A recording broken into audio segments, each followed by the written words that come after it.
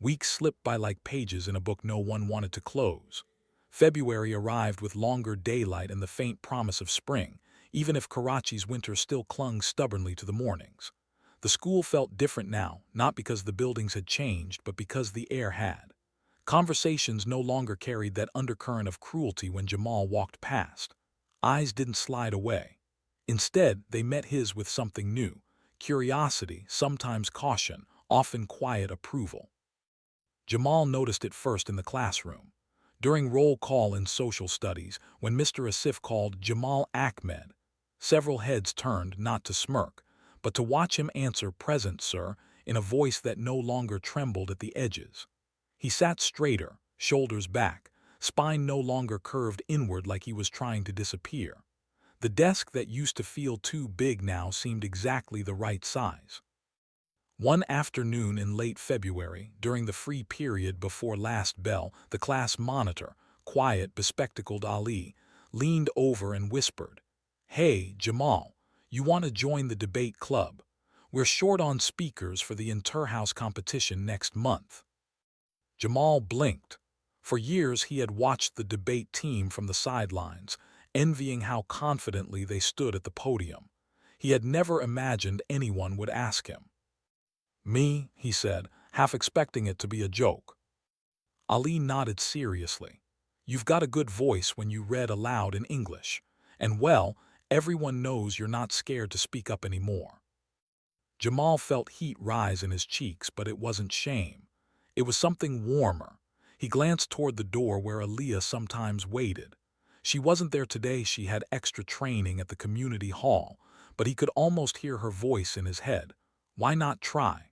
The worst they can say is no, and they already said yes. "Okay," Jamal said. "I'll come to the meeting tomorrow." Ali grinned. "Cool. Bring your sister if you want. She'd probably destroy us all in cross-examination." Jamal laughed, actually laughed. A short, surprised sound that felt foreign and right at the same time. After school, he didn't rush home the way he used to. Instead, he lingered near the school canteen, buying a single samosa and eating it slowly while watching a group of 10th graders play a casual game of gully cricket against the back wall. One of them, a lanky boy named Farhan who lived 3 streets over, missed a catch and the ball rolled toward Jamal's feet. Farhan jogged over panting. "Sorry, bye, mind tossing it back." Jamal picked up the taped-up tennis ball and threw it, not hard but clean and accurate. Farhan caught it one-handed and gave a thumbs up. "Nice arm, you play." "Not really," Jamal admitted. "Used to a long time ago." Farhan shrugged. "Come tomorrow after school, we need another fielder, no pressure." Jamal hesitated only a second. "Okay, I'll try." That evening he told Aaliyah everything while they helped their mother chop onions for dinner. The kitchen smelled of cumin and green chili. Aaliyah listened, knife moving steadily through the vegetables, a small smile tugging at her mouth. "You're growing," she said simply. "I'm just doing things," Jamal replied, embarrassed. "No," she corrected. "You're choosing things now, that's different." She set her knife down and turned to face him fully. "Remember what Tariq uncle says in class. Discipline isn't punishment, it's freedom. You're starting to feel that." Jamal thought about it. The next morning, instead of lying in bed dreading the day, he got up 15 minutes early. He rolled out the thin yoga mat their mother used for namaz, copied a few basic stretches he had seen Aaliyah do, then attempted 10 clumsy push-ups. His arms shook by the 5th one, but he finished. When he stood up, sweat beading on his forehead, he felt taller, not in height but in presence. He kept going. Every morning, stretches, push-ups, then 10 slow squats while breathing deeply the way Aaliyah had taught him. By the end of March he could do 25 push-ups without stopping. His shoulders rounded less. His steps landed more firmly. He still wasn't big, but he carried himself like someone who knew he could become bigger if he needed to. Aaliyah watched all of this without comment most days. She didn't praise excessively. She didn't need to. But once, when he finished a set of burpees in the small courtyard behind their flat, she tossed him a water bottle and said, "Good form. Keep your core tight next time." That was enough. At school, Aaliyah remained the quiet center of a new kind of gravity. She never spoke about the incident in the corridor. When someone asked, usually a younger girl with wide eyes, she would only say, "It was necessary," and change the subject. But the respect followed her like a shadow she didn't ask for. The martial arts club had never been popular before. After the incident, though, the old community hall near the market saw more students showing up on Tuesdays and Thursdays. Tariq's uncle had to borrow extra mats. A few girls who had never spoken to Aaliyah before started sitting near her during breaks, asking shy questions about stances and breathing. She answered patiently, demonstrating moves with the same calm precision she had used that day. One afternoon, a 12th grader, tall, serious Zoya, captain of the girls' basketball team, approached Aaliyah outside the hall. "I saw what you did," Zoya said without preamble. "Not many people could stay that composed. If you ever want to train with us, self-defense sessions for the girls' team, I'd like to invite you." Aaliyah considered it. "I'm not a teacher." "You don't have to be," Zoya replied. "Just show up. Let them see someone who doesn't back down." Aaliyah glanced at Jamal, who was waiting a few meters away, school bag slung over one shoulder. He gave her a small nod. "I'll think about it," she said. She did more than think.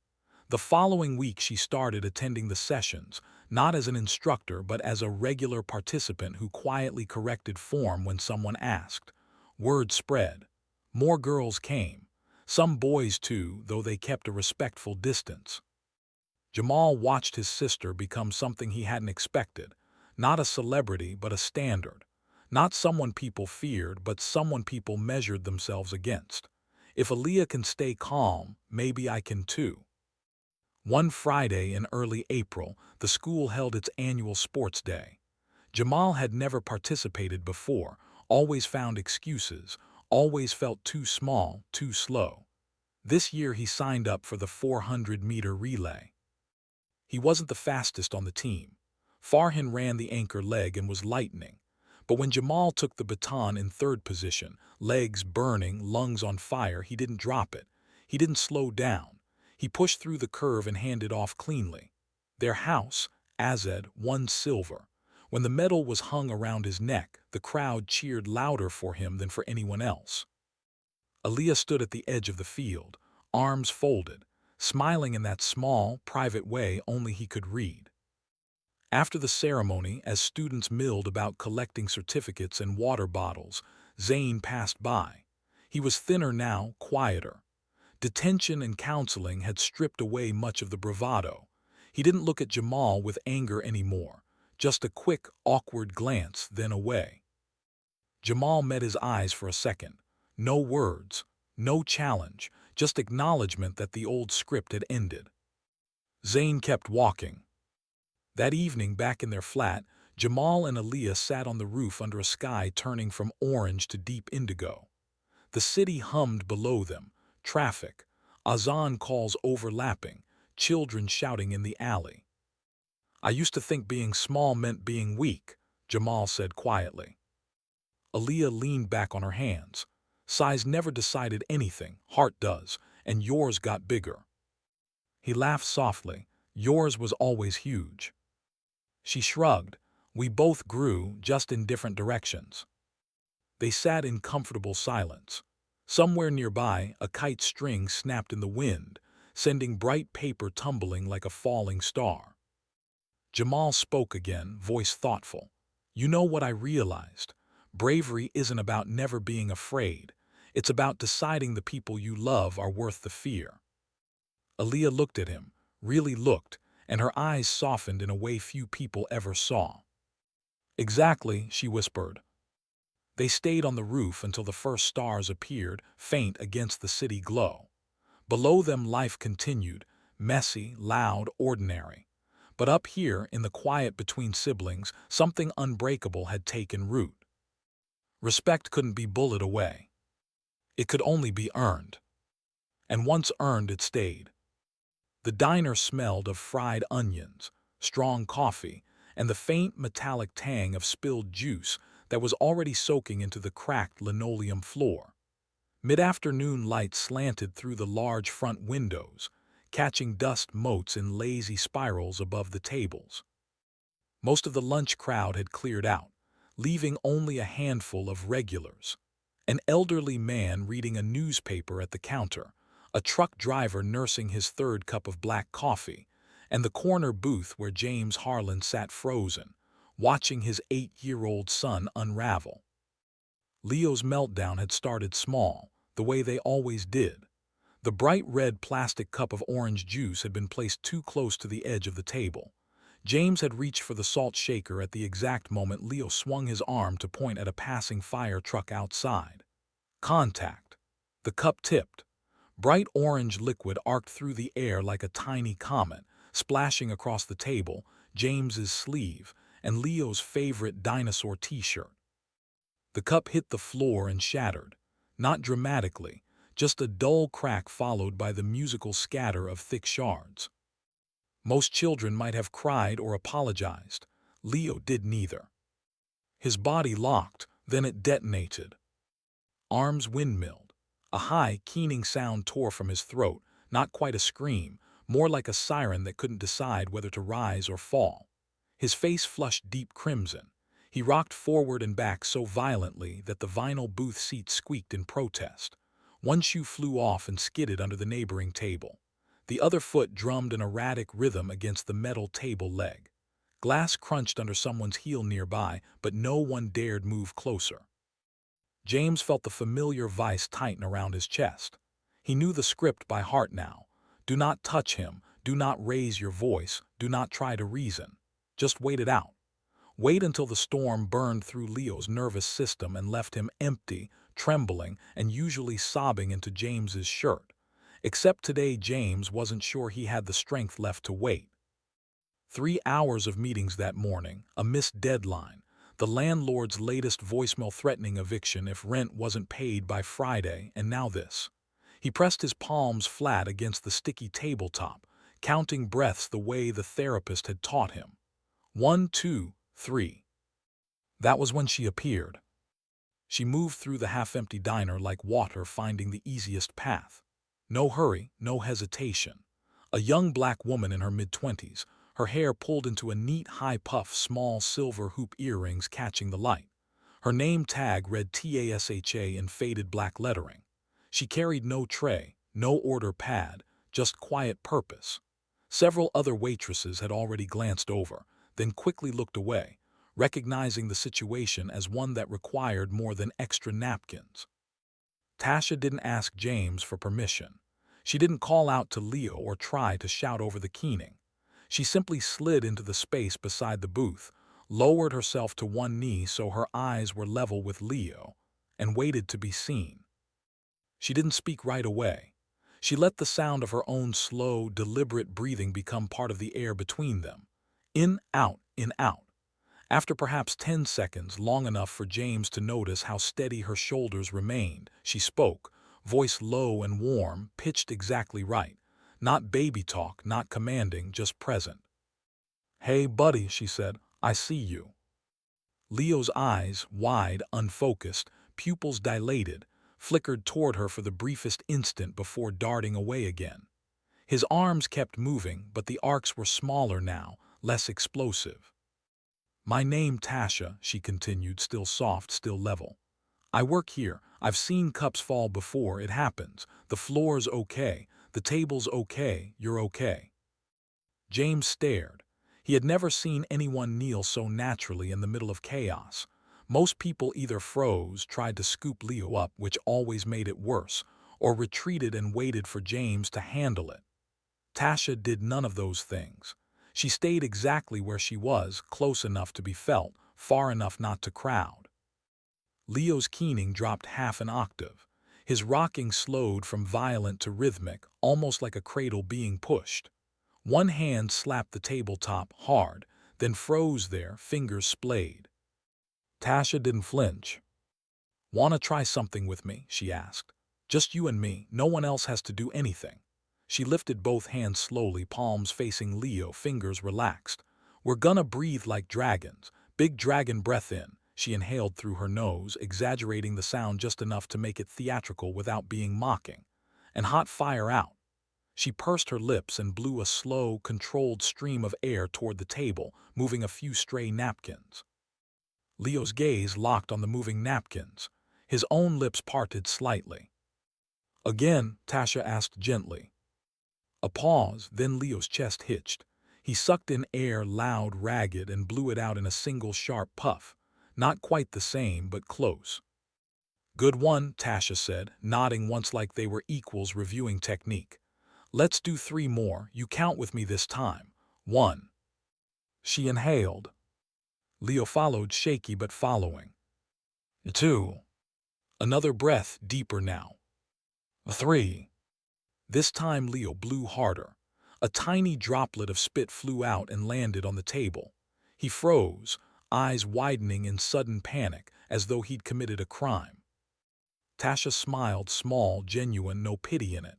"Dragons sometimes spit fire. That's okay. Means you're doing it right."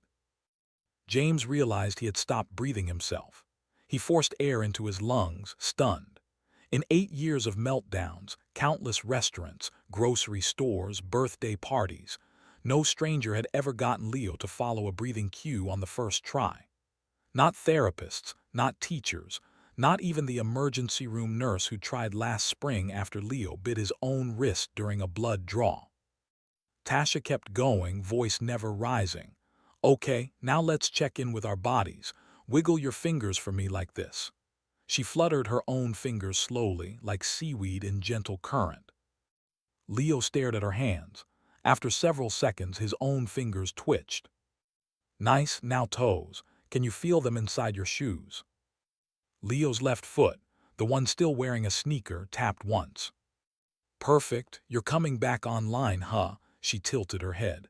"I'm gonna move a little closer so we can clean up the juice together. That okay?" Leo didn't answer with words, but he didn't recoil either. Tasha eased forward, still kneeling, and reached for the roll of paper towels clipped to her apron. She tore off several sheets and handed them to Leo, not dropping them in his lap, not wiping for him, just offering. Leo took them. His hands shook badly, but he pressed the wad against the orange puddle. The paper soaked through almost instantly. He looked up at Tasha, confused. "See, teamwork," she said. "We got this." She helped him blot, guiding without taking over. When most of the liquid was absorbed, she gathered the soggy towels and the larger glass pieces, wrapping them carefully in more paper. "I'm gonna throw these away now. You stay right here with your dad. I'll be back in 10 seconds. Count with me." Leo's lips moved silently. 1, 2, 3, 4. Tasha stood, walked 3 steps to the trash bin behind the counter, disposed of the bundle, washed her hands quickly at the small sink and returned, exactly on beat. 10, Leo whispered aloud, barely audible. "Perfect count," Tasha said. She knelt again, feeling a little better. Leo nodded, once small but definite. Tasha reached into her apron pocket and pulled out a small, slightly worn fidget toy, a rainbow poppet in the shape of a dinosaur. "This guy helps me when things feel too loud inside. You can borrow him if you want." She placed it on the table between them. Leo's hand moved slowly, almost against his will, and pressed one of the bubbles. Pop. The sound was crisp, satisfying. He pressed another. Pop. Then faster, pop, pop, pop, until a tiny smile flickered across his mouth, gone almost before James could register it. Tasha didn't push. She simply stayed. After another minute, Leo's shoulders dropped. The red in his cheeks faded to pink. He looked at Tasha, really looked at her, and something shifted in his expression. Trust, maybe, or just exhaustion finally winning over adrenaline. He leaned forward and wrapped both arms around her neck in a sudden, clumsy hug. Tasha hugged back gently, one hand resting on his back in slow circles. "Thank you," Leo whispered into her shoulder, voice muffled and raw. Tasha squeezed once, then let go. "You're welcome, buddy, anytime." She stood, brushing off her knees, and looked at James for the first time since she'd approached. James opened his mouth, closed it, tried again. I don't even know what to say, that was. You don't have to say anything, Tasha said quietly. I've got a little cousin like him, 7 now. Used to be just like that at his age, still is sometimes. She glanced at Leo, who was now methodically popping every bubble on the toy in perfect rows. They just need someone to meet them where they are, not drag them somewhere else. James felt heat behind his eyes. He blinked hard. Thank you, he managed. Really? Tasha nodded once. I'll bring you both new drinks on the house. Orange juice for him, coffee for you. James laughed, a short, surprised sound. Yeah, please. She walked away, ponytail swaying slightly, already calling out the new order to the cook behind the pass-through window. Leo looked up at his father. She's nice. Yeah, James said, voice thick. She really is. Outside, the fire truck siren had long faded. The diner hummed quietly again, clink of dishes, murmur of conversation, the soft sizzle of bacon on the grill. Leo pressed one last bubble. Pop. For the first time in what felt like forever, James allowed himself to exhale fully. And somewhere deep inside, a small, stubborn part of him dared to hope that maybe, just maybe, the worst part of the day was finally over. James sat back against the cracked red vinyl of the booth, shoulders dropping for what felt like the first time in hours, maybe years. The air still carried the faint citrus ghost of spilled orange juice, but the sharp panic that had saturated every molecule moments earlier had dissipated. In its place was something quieter, almost fragile: stillness. Leo sat cross-legged now, one shoe still missing, the rainbow dinosaur poppet balanced on his knees like a precious artifact. Pop, pop, pop. Each depression of a bubble produced a crisp, miniature explosion of sound that seemed to anchor him further into the present. Every few presses he'd pause, look up at James with those enormous hazel eyes, and flash the smallest, shyest smile, like he was testing whether the world was still safe. It was. James couldn't tear his gaze away from the boy. He had witnessed Leo come out of meltdowns before, of course, hundreds of times, but never like this. Never in under 10 minutes. Never without residual trembling, without Leo curling into a fetal position on the floor, without James having to carry him to the car while murmuring apologies to staff and strangers alike. And never, absolutely never, because of someone else. His mind kept circling back to the scene like a moth to flame. The way Tasha had lowered herself to Leo's level without hesitation, without asking permission. The slow, exaggerated dragon breaths. The way she'd placed the fidget toy on the table instead of pressing it into Leo's hand. The gentle narration, we're okay. The floor's okay. You're okay. Delivered in a tone so steady it almost felt like gravity itself. James had sat through countless therapy sessions where highly credentialed professionals tried similar techniques. They'd used visual timers, social stories, breathing scripts printed on laminated cards. They'd modeled calm with theatrical slowness. Leo had usually watched them with detached curiosity, the way he watched fish in an aquarium, then returned to his own internal weather system as though nothing had happened. But Tasha hadn't modeled calm. She was calm, and somehow that difference had crossed the invisible membrane between them. He realized his hands were shaking slightly, not from stress now, from awe. Tasha returned with the replacement drinks. A tall glass of orange juice topped with a spill-proof lid, the kind with the little slider, and black coffee in a heavy white mug. She set them down with care, placing Leo's glass near the center of the table, well away from any edges. Here you go, gentlemen, she said lightly. No more adventures for today. Leo beamed. Thank you, Tasha. His voice was still hoarse from earlier screaming, but the words came out clear, deliberate. You're so welcome, Leo. She lingered for half a second, then started to turn. Wait, James said too quickly, too loudly in the quiet aftermath. He winced at his own volume. Please, just 1 second. Tasha stopped, one hand resting on the back of the booth. Her expression was patient, open, without a trace of impatience or pity. James swallowed, His throat felt dry despite the untouched coffee. "How did you do that?" He gestured vaguely toward Leo, toward the clean table, toward the boy who was now happily slurping juice through a straw. "I mean, how did you calm him down so fast? I've seen." He stopped himself. He didn't want to sound ungrateful or worse, condescending. Tasha tilted her head slightly, considering. Then she slid into the opposite side of the booth, uninvited, but somehow it didn't feel intrusive.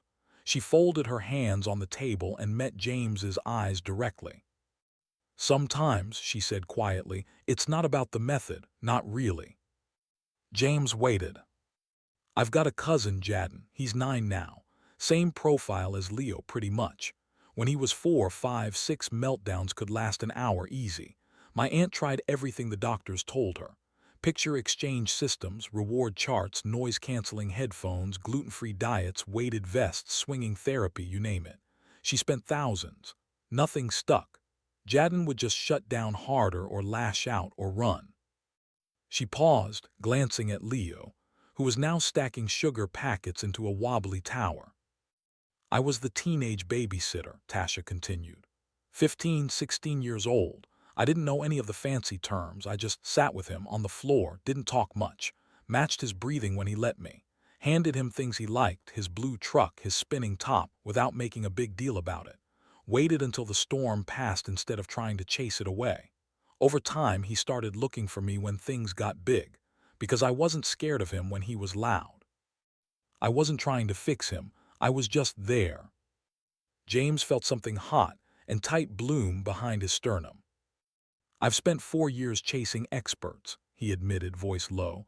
"Top psychologists in the city, behavioral analysts, occupational therapists, neurologists, speech pathologists. I've got folders full of progress reports, data sheets, graphs showing % reduction in maladaptive behaviors." He gave a short, bitter laugh. "I thought if I threw enough money and science at it, I could solve him, make him okay." Tasha didn't flinch at the word solve. She simply nodded. "Credentials are great," she said. "Training is great, but connection," she tapped her chest lightly. "That's what reaches inside when everything else is too loud." Leo didn't need a technique just now. He needed someone who saw him, really saw him, and wasn't afraid of what they saw. James looked down at his coffee. The surface had gone still, no more steam. He wrapped both hands around the mug anyway, letting the warmth seep into his palms. "I've been so busy trying to make the world safe for him," he said slowly, "that I forgot he just needed someone to make him feel safe in the world." Tasha's smile was gentle, almost wistful. "That's the hardest part, isn't it? We think we have to change them so they can handle the world. But sometimes the world just needs to slow down and meet them halfway." Silence settled between them, not awkward but full. Leo's sugar packet tower finally toppled. He giggled, soft, surprised, and immediately started rebuilding. James watched his son for a long moment. Then he looked back at Tasha. "You're not just a waitress, are you?" She laughed quietly. "I'm a waitress who reads a lot, who listens to my cousin's mom cry on the phone sometimes, who took a couple community college classes on neurodiversity because I wanted to understand better. But mostly," she shrugged, "I'm just someone who remembers what it feels like when the lights are too bright and the sounds are too sharp and nobody gets why you're falling apart." James exhaled through his nose. "I don't know how to thank you." "You don't have to. Just keep showing up for him the way you already do. That's more than enough." She slid out of the booth, smoothing her apron. "I've got to check my other tables, but I'm here all afternoon. If he needs anything, bathroom, more juice, another fidget, just holler." James nodded, throat too tight for words. Tasha walked away, ponytail swaying, already calling out an order for the cook. James sat there, coffee untouched, watching Leo rebuild his tiny cardboard city. For the first time in years, the knot of constant worry in his chest loosened, just a fraction, but enough to breathe around. He realized something then, sharp and clear as a bell.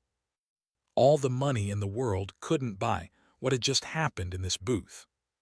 But a moment of genuine presence, of patience, attention, and deep, quiet respect, had done what no specialist could. And maybe, just maybe, that was the real lesson he'd been missing all along.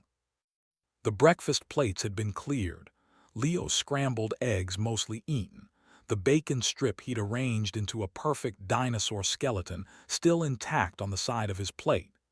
James had let him keep it there, a small victory in a morning that had already delivered more than its share of surprises.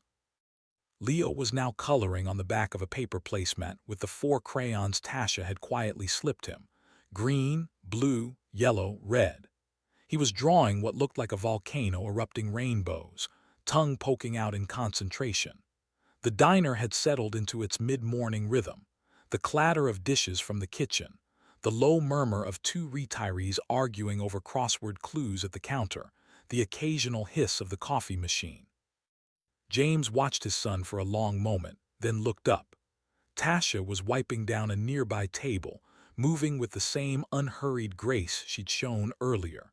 She caught his eye and offered a small, knowing smile before finishing the wipe down and walking over. "Refill?" she asked, nodding toward his half-empty mug. "Please," James said, then after a beat, "and if you've got a minute, I'd like to talk, if that's okay." Tasha glanced around, no new customers waiting, the lunch rush still an hour away. She slid into the booth opposite him again, setting the coffee pot on the table between them. "Shoot," she said simply. James took a slow breath. "You mentioned your cousin earlier, Jadden, but the way you handled Leo, it felt like more than just cousin experience. You were so steady, like you'd done it 100 times. Tasha poured coffee into his mug, then topped off her own from the pot. She didn't rush to answer. When she spoke, her voice was quiet, almost reflective. "My little brother, actually, Malik, he's 21 now, diagnosed when he was 3. Back then the doctors called it classic autism. Severe, nonverbal, lots of sensory stuff, meltdowns that could level a room. Our mom worked double shifts at the hospital, Dad was not around much. So it was mostly me and Malik from when I was about 10 onward." James listened without interrupting. "I learned fast," she continued. "Not because I was special, but because I had to. If I panicked when he did, it just fed the fire. So I practiced staying calm even when I was. I'd sit on the floor with him, match his rocking sometimes, hum the same note over and over until he joined in. I figured out which lights hurt his eyes, which fabrics made him scream, which foods were safe bets. I learned that asking, 'What's wrong?' when he was in the middle of a meltdown was like asking someone with a broken leg to explain quantum physics. Useless. What he needed was someone who could wait out the storm without adding to it." Leo looked up from his drawing, crayon paused mid-stroke. "Tasha, is your brother like me?" Tasha turned to him fully, eyes soft. "Yeah, buddy, a lot like you. He loves trains the way you love dinosaurs, and he gets really loud when the world feels too big. But he's also really smart, just like you, and he gives the best hugs when he's ready." Leo nodded solemnly, as though filing the information away for later. Then he went back to his volcano. James felt something catch in his throat. He looked down at his hands, calloused from years of gripping steering wheels, shaking hands at networking events, signing contracts. Hands that had rarely known how to hold still long enough to just be with his son. "I've been doing this alone for a long time," he admitted. "Leo's mom, she left when he was 2, said she couldn't handle the intensity. I told myself I'd handle it all. Built the business so we'd never have to worry about money. Hired the best therapists, enrolled him in the best programs. I thought if I could just structure everything perfectly, visual schedules, timers, reward systems, he'd be okay. That I'd be okay." He gave a small, rueful laugh. "Turns out perfect schedules don't hug you when you're scared. They don't breathe with you. They don't see you." Tasha listened without offering platitudes. She simply waited. "I look back and I see all the times I cut corners," James continued, voice dropping. "I'd be on a conference call while he was melting down in the next room. I'd hand him the iPad so I could answer emails. I told myself it was temporary, that once the next deal closed, once we had the house paid off, once the company was stable, I'd have time. Real time. But there's always another deal. He glanced at Leo, who was now adding tiny people sliding down the rainbow lava flows, stick figures with wide smiles. I've been so busy trying to give him security, James said. I forgot to give him me. The words hung there, heavy and honest. Tasha leaned forward slightly. You're here now, right now, that matters. James met her eyes. I want to learn, really learn, not just the techniques, though I'll take those too, but how to be there. The way you were today, the way you were with your brother. Tasha considered him for a long moment. Then she reached into her apron pocket and pulled out a small notebook, the kind waitresses use for orders. She tore out a blank page and slid it across the table along with a pen. Start here, she said. Write down 3 things you notice about Leo when he's calm. Not what he does, how he looks, how he moves, what his breathing sounds like. Then write 3 things that usually set him off. No judgment, just observation. That's where real connection starts. Seeing him clearly without your own noise in the way. James took the pen. His hand hesitated only a second before he began to write. Leo calm. Shoulders loose, almost slouched. Hums softly under his breath, same 3-note pattern. Fingers tap tap tap in slow rhythm on his leg. Leo overwhelmed. Voice goes high and sharp. Hands flap fast, like they're trying to shake something off. Rocks hard enough the furniture moves. He stared at the short list, surprised at how easily the details came once he stopped thinking in terms of fixing and started simply noticing. Tasha watched him write, then spoke again, softer this time. It's never too late to start over. You don't have to be perfect. You just have to be present. Show up messy, tired, unsure, doesn't matter. What matters is that you stay, even when it's loud, even when it's hard. James folded the paper carefully and slipped it into his wallet, right behind the photo of Leo at 4 years old, grinning with chocolate smeared across his chin. I'm going to try, he said. The words felt like a promise, not to the universe, but to the boy sitting 3 feet away coloring rainbows. Tasha stood, smoothing her apron. Good. And if you ever need a reminder or another fidget toy or just someone to breathe with, you know where to find me. Booth 6 is always open.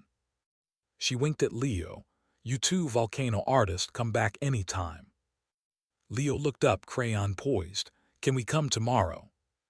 James laughed, the sound surprising even him. Yeah, buddy, we can come tomorrow. As Tasha walked back toward the kitchen, James sat in the quiet booth with his son, the paper list warm against his chest, and for the first time in years, felt something shift inside him that had nothing to do with money, schedules, or success. It felt like hope. Small, tentative, but real. And for today, that was enough. 3 weeks had passed since the orange juice comet and the dragon breaths in booth 6. 3 weeks that felt both impossibly long and strangely short. James had returned to the diner 4 times since that first afternoon, twice alone with Leo after school, once on a Saturday morning when the place was quieter, and the pancakes came with smiley face whipped cream, and once just to sit at the counter with a coffee while Leo played with the same rainbow dinosaur puppet Tasha kept behind the register for him now. Each visit had been different, yet the same in the most important way. Leo never melted down again in that diner. Not once. The staff had started calling him Volcano Boy with affection, and Leo had started responding with a shy thumbs up whenever someone said it. But something deeper was shifting. James noticed it in small moments. The way Leo now asked, unprompted, "Can we go see Tasha today?" The way he'd hummed the 3-note tune Tasha had taught him when the fluorescent lights in the grocery store felt too bright. The way he'd reach for James's hand, not out of fear, but just because, and squeeze once, twice, then let go when he was ready. James noticed it in himself, too. He'd begun keeping the little notebook Tasha had given him. Every evening after Leo was asleep, He'd sit at the kitchen table with a single lamp on and write three things. One moment Leo had seemed calm, one thing that had overwhelmed him that day, and one small way James had tried to meet him in the middle. The entries were short, messy, sometimes just bullet points scratched in the margins of old meeting agendas. But they were there, every night. He'd also started turning off his phone during dinner. No more glancing at emails between bites. No more just one quick reply while Leo ate chicken nuggets shaped like stars. The first few nights had felt like withdrawal. His fingers itched for the device. His mind raced with unfinished spreadsheets. But by the end of the first week, the silence had begun to feel comfortable. Sacred, even. One Tuesday evening in late October, after Leo had fallen asleep hugging the stuffed stegosaurus Tasha had given him as a welcome back to the diner gift, James sat on the living room couch with his laptop open. Not to work, to write. He drafted an email, deleted it, rewrote it, deleted that version too. Finally, he closed the laptop, picked up his phone, and called the diner instead. Tasha answered on the third ring. The background noise was familiar, clatter of dishes, distant laughter, the hiss of the grill. "Diner on Maple, this is Tasha." "Hey, it's James, Harlan, Leo's dad." A soft laugh on the other end. "I know who you are, James, Booth 6 guy. How, Volcano boy?" "Sleeping with a stegosaurus named Spike, thanks to you." "Good, Spike's a solid name." There was a comfortable pause. James took a breath. "I was wondering if you're not too busy tomorrow after your shift, could we meet somewhere? Not the diner, somewhere quieter. I'd like to talk to you about something." Another pause, this one thoughtful. "Sure," she said finally.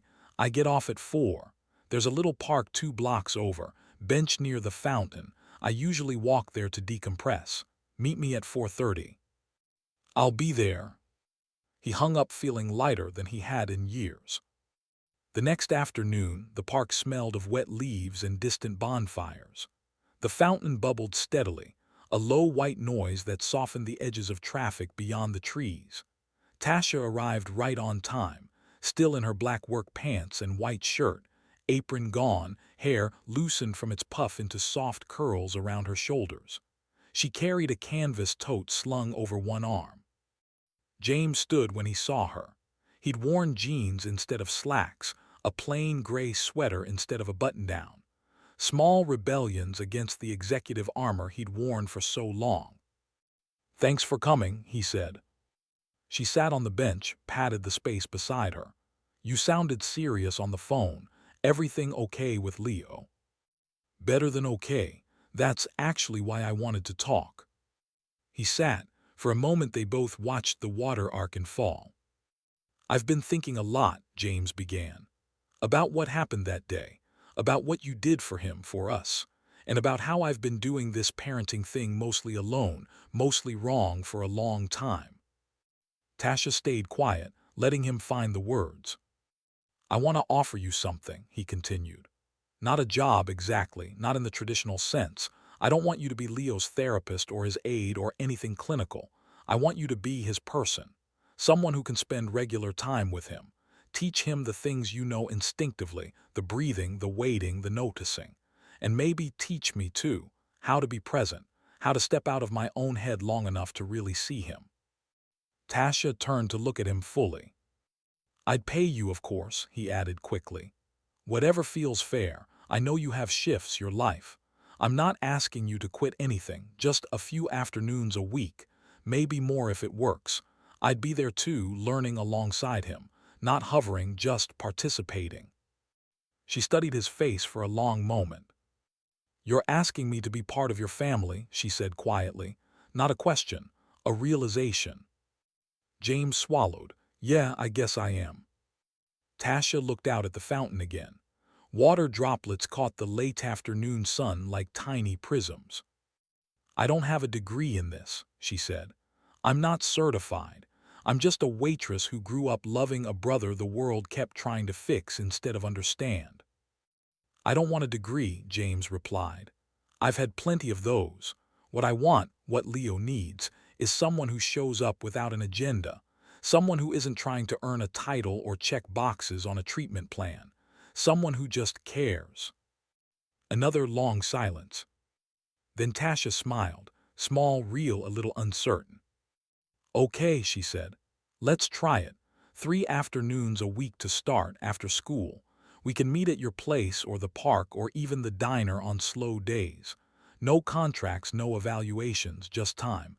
And if it stops working for any of us, we say so. No hard feelings." James exhaled, relief flooding through him like warm water. "Thank you."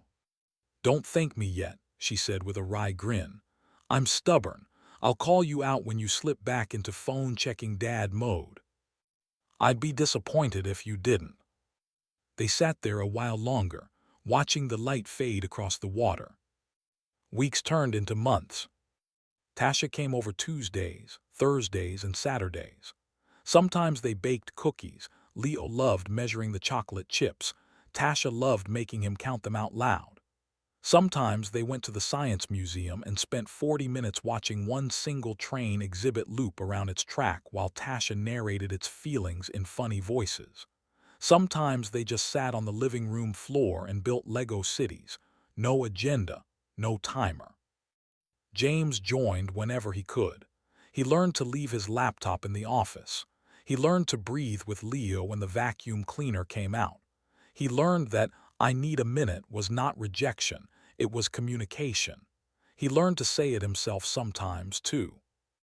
Leo changed in quiet, beautiful ways. His meltdowns became shorter, less volcanic. His eye contact lasted longer. His hugs came more often and they lingered. And James. He stopped measuring success in quarterly reports and profit margins.